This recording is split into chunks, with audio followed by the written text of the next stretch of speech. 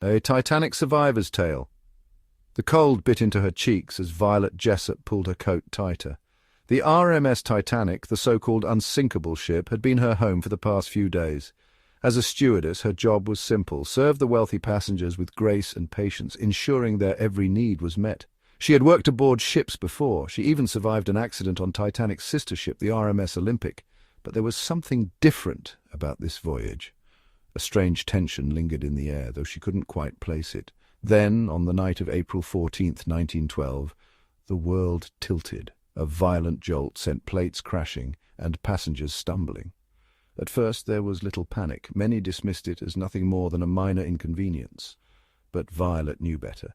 The ship had struck something massive. She could hear the rush of water filling the lower decks, the frantic footsteps of crew members whispering among themselves.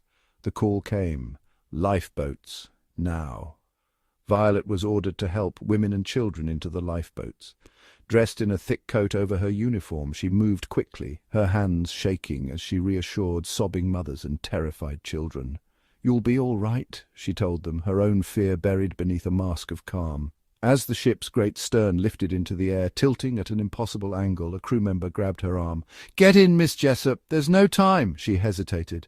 Crew weren't supposed to take lifeboats, but the officer shoved a bundle into her arms, a tiny baby wrapped in blankets. "Take care of her!" he shouted. Violet barely had time to process what was happening before she was pulled onto Lifeboat 16. As they lowered into the freezing Atlantic, she turned to look back at the Titanic. The ship of dreams was splitting apart, her once mighty structure groaning like a wounded animal. And then she was gone. For hours Violet sat in the lifeboat, holding the baby close, whispering soothing words neither of them could understand. The ocean was eerily quiet now, save for the distant cries of those left behind. When the RMS Carpathia arrived to rescue them, Violet stepped aboard the ship, exhausted, trembling. A woman rushed toward her, yanking the baby from her arms without a word. No thank you, no explanation, just gone. Years later, Violet would recount the moment, forever wondering who that baby had been, but this was only the beginning of her story.